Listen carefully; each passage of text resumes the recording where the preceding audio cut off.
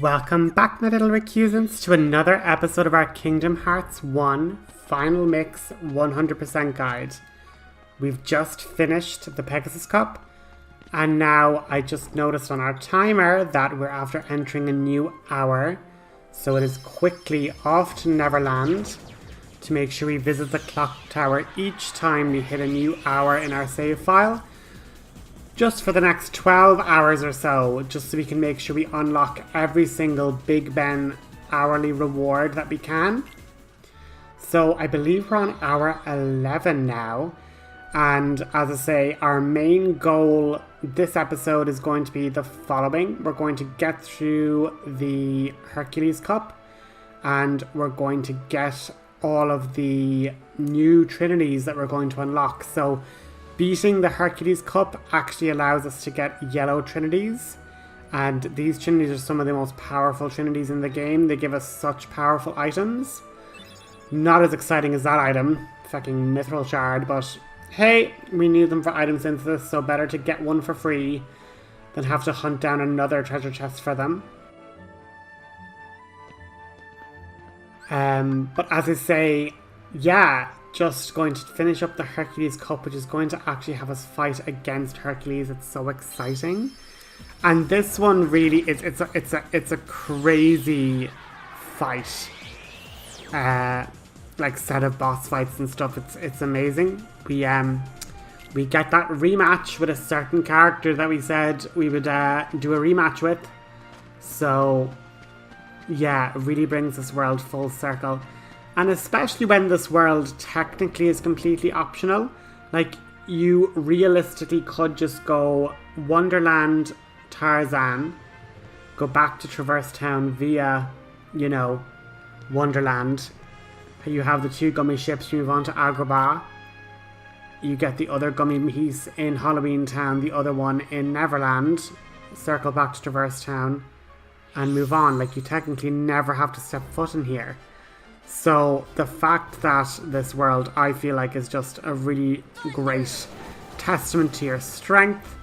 Like, we're literally coming in here and Sora's diving in, thunder destroying everything. And again, with our Winnie the Pooh accessory of the EXP ring, we are literally getting so much EXP. It's just brilliant. And like really good for leveling, and so long as we're not doing the challenge where Sora is alone, we're getting to see all the level ups that Donald and Goofy get. The one risk you see is when you're playing alone as Sora, you don't, like, the others are leveling up, but you're just not seeing what they're getting in their levels. So you're not seeing them potentially getting more item slots or getting certain abilities. So when you're in this area and you're particularly doing, you know, repeated fights, it's better to be fighting with Donald and Goofy just so you get aware of what levels and what stuff they're getting. Like 9 times out of 10, maybe it is just, you know, HP or strength or something. But like that, you might miss out on an MP, you know, level up that you might notice, or, well, it's particularly the abilities. If you don't notice the abilities, then it's tough. But like max accessories, like there's just, well, you know, those levels were just the levels for MP for our two boys. Goofy got MP and Donald got MP. We love to see it. But Donald is still less than us. And what's funny is that if we were able to, or like if I was a lot better, you are able to like attack that, and every time you knock it into the air, you get an extra point. And normally those are like tricky to like spawn indefinitely. But technically with this Coliseum fight, you're able to, well, sorry, I should mention, there's a challenge once you beat a Coliseum Cup to basically challenge the Coliseum Cup alone as Sora. Then you challenge the Coliseum with Donald and Goofy under a time limit. And if you beat both of those challenges in a particular cup, you then get the ability to select opponent. And so you could then just select those rare truffles and potentially juggle them for really good experience gains, like 5,000 XP gains if you get like the 100 of them in a row. But we're up against Cloud, and this guy is a bit of a problem. But the main problem for me is that I specifically forgot that, like, I have guard. As silly as it is, I, like, have never had to use it because I've just been spamming magic and summons. So I've just so rarely guarded that I quite literally forget that I have it, and I'm playing with the assumption that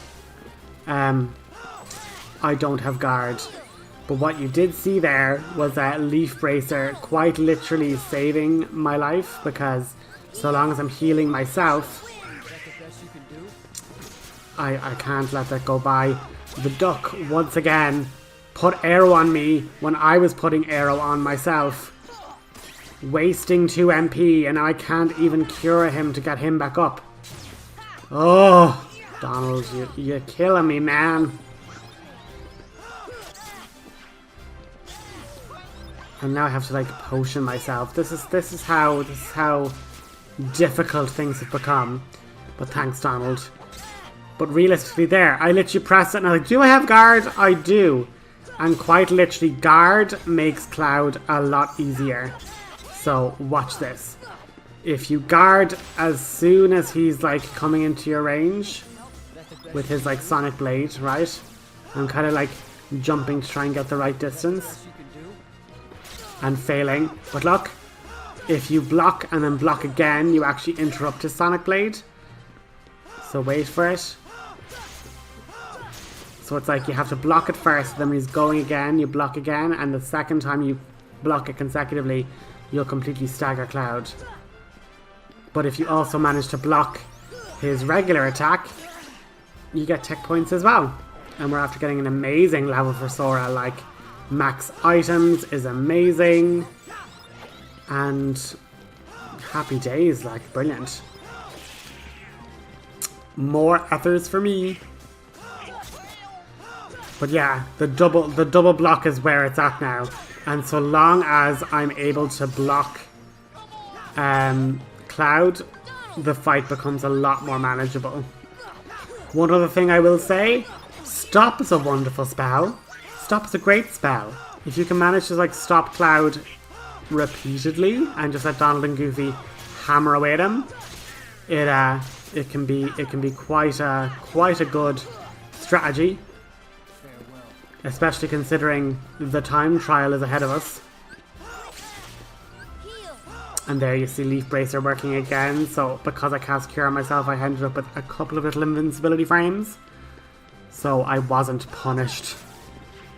But you can actually guard through his dive attack as well. If you time it right. So don't not time it right like me. But yeah, Cloud really is, you can take advantage of him by teching and guarding his attacks. But another method is obviously using the stop spell, once you've probably teched him, to do a lot of damage. And we're after getting a new Keyblade, the Metal Chocobo. It's totally amazing. Not for us, but, like, it's a really long reach, high power weapon. And lots of people, because we actually, for beating all 3 cups, we end up getting another Keyblade from Hercules. And the internet is abuzz with, why did we unlock Metal Chocobo? It is literally made obsolete almost immediately. Because, you know, you unlock the Olympia Keyblade from, like, Hercules for beating all 3 cups. And I'm like, first of all, you can do the cups out of order. Like, I arrived here without the Pegasus or Hercules cup done, so I could have just fought Hercules, gotten the Metal Chocobo, and used that Metal Chocobo in fighting Leon and Yuffie. That's what, like, totally one possibility. And 2, the Keyblade's length, as we've discussed, you know, with Pooh's storybook world, with needing Pumpkin King, because, you know, we needed to hit the acorn at its, like, highest apex, which required Pumpkin King because it's very, very long. The Olympia, while a very powerful Keyblade, is a very short Keyblade.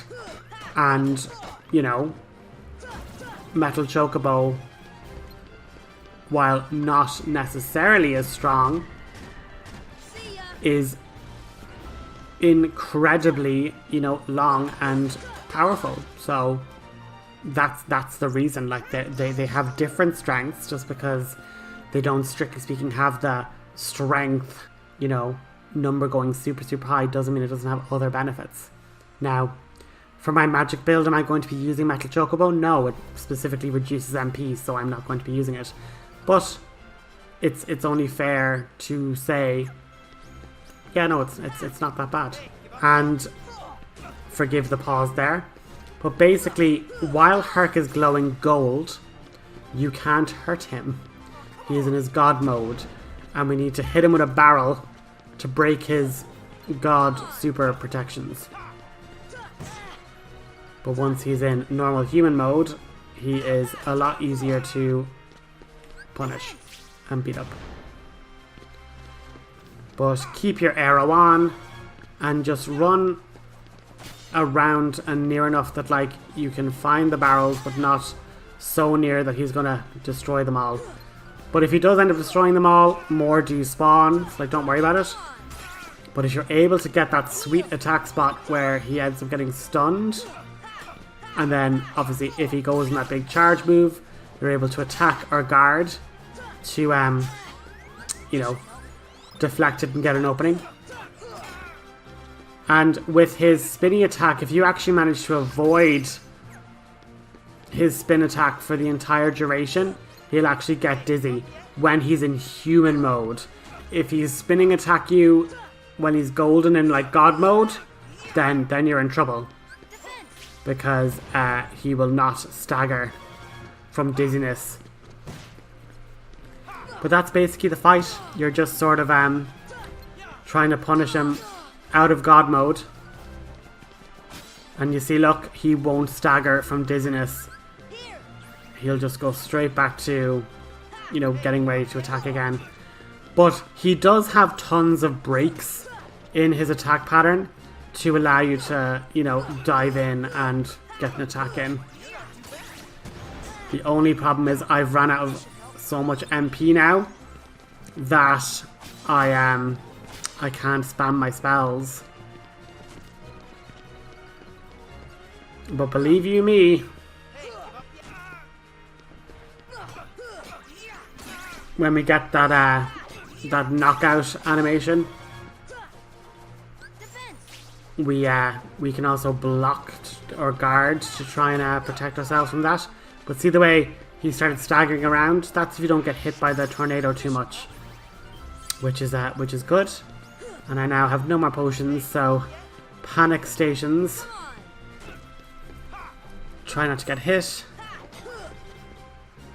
and just guarding there, keeping ourselves healthy, keeping our arrow up. Like, arrow does so much work, like, it has to be said, it's such a good spell. And now we just have to roll away from the angry tornado man. Oh, jeepers, I didn't think I'd let that work. But as you've seen, okay, it is always more important to have arrow up. Always way more important than a cure.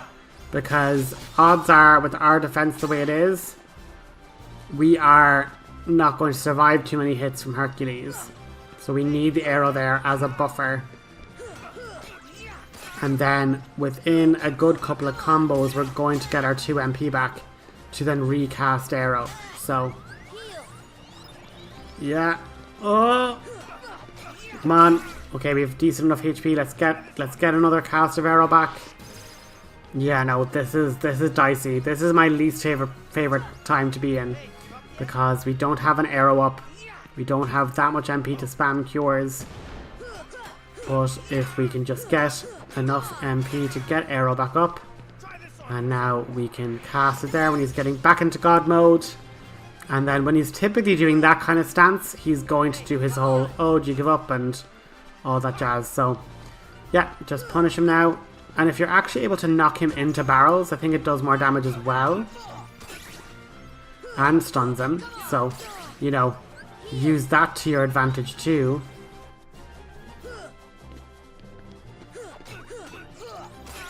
And now that I've knocked him away, He's going to charge up his attack. But I have a barrel ready. Boom. Oh. Cringe. I have a barrel. And now that's it. We're going to block, get some tech points, and finish off the Demi God himself and get a really cute cutscene. Sorry. We'll chat to you guys in a few seconds.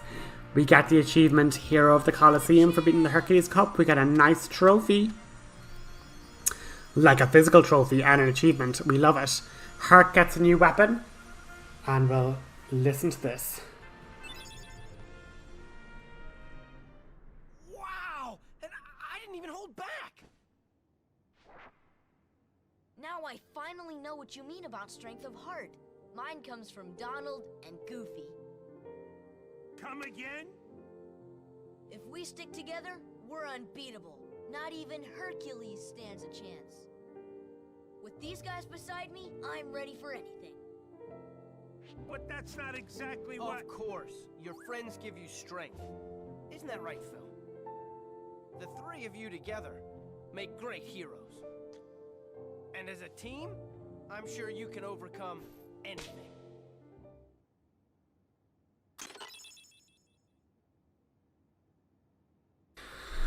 So Sora, not to pick apart your logic there, but you just said that with Donald and Goofy beside you, not even Hercules can stand a chance, but you've just proven you can beat him by yourself.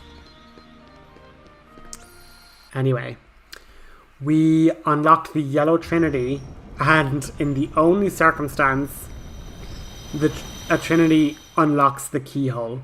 So that block that, like, you know, Phil was saying you're so weak, you can't move it, blah blah blah.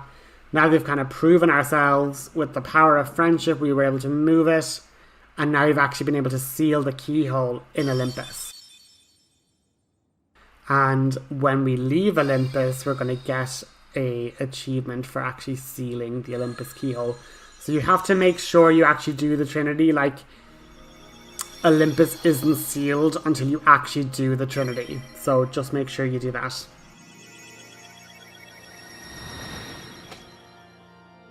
But yeah, no more big brick in the lobby. Which is kind of mad. And now, as you'll see here, we were at 11:52 there in the journal's time. But the Yellow Trinities actually only have 4. So I'm literally going to show you all the Yellow Trinity locations in this video. So the first one is in Traverse Town, just outside Merlin's, I was going to say Merlin's office, but like Merlin's study. There's basically a big pile of boxes stacked beside his house.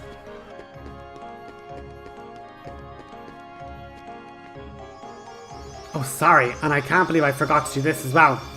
We got the nature spark from the 100 Acre Wood, and I just was so excited to have the EXP ring and go do the tournaments that I never actually unlocked Bambi, which I'm stunned by because Bambi is legitimately 100% my favorite summon, and it hurts me that I've left him so long before getting him here. But the Trinity unlocks a little stairway to get an AP up, so that's pretty awesome. And then the next Trinity for Yellow is actually in Agrabah, so we're gonna hop, skip, and jump over there. So if you leave from Agrabah's storage, this probably isn't the quickest way, but it gives me a chance to showcase Bambi. And a little handy way that I grind for Blaze Shards, Blaze Gems, Spirit Gems, and Bright Gems. So when you summon Bambi and you fight with Bambi, whenever you touch Bambi, or Bambi bounces into you, he will release MP orbs. Large amounts of them. More MP orbs depending on the level of magic you have. And basically, every time you land a kill in an enemy, you fill up that blue bar around Bambi, and when it fills, you get him prancing up in the air and he drops an item. Thunder! So there he dropped a bright shard and some ethers. And obviously we're getting blaze gems from the bandits, which is quite useful. Here! And there we filled it again, and he's after dropping a high potion. So if we keep filling his gauge again and again, we get better and better item drops. But you need to go to the areas where lots of enemies spawn.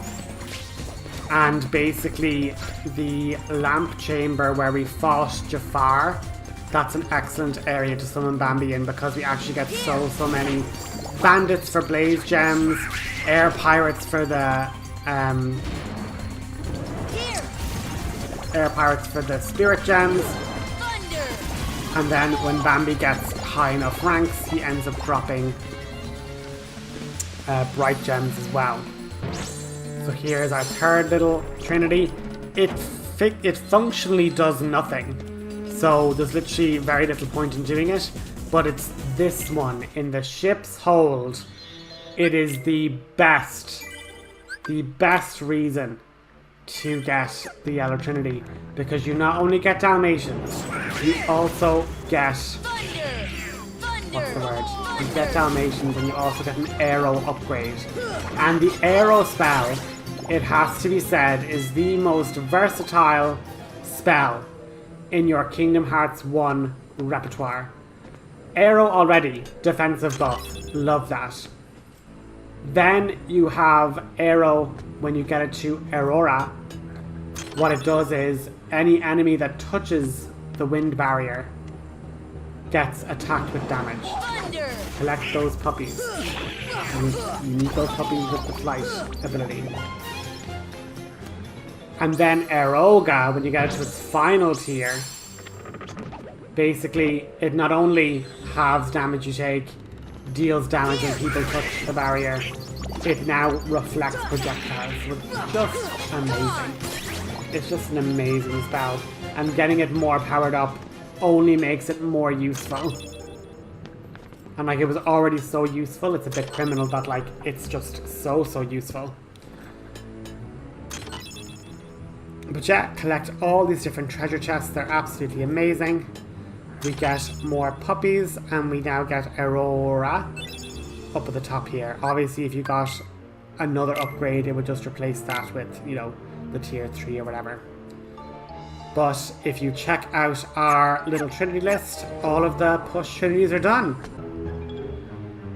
And I just show a little tab here. You can actually check in Jimmy's journal, and it gives you information on the different summons. So Bambi's gifts vary from where he is. And then I show you guys our Dalmatian list, and basically Halloween Town we require the White Trinity, and Neverland we require the White Trinity, which we obviously haven't unlocked yet. And Halloween Town, there's one or two other situations there where we just need to go back and collect the puppies, but I'll show them next episode. But what we need to do now is collect our Clock Tower reward. But other than that, that's going to be our episode. We've kind of done an awful lot. We've finished up with Olympus, and now with all this other side questy stuff done, it is time to move on to the final world, the ruins of Hallow Bastion, to chase down Riku and rescue Kairi. So let me know what you thought in the comments. Hope you enjoyed the episode, and I'll see you next time. Have a good one.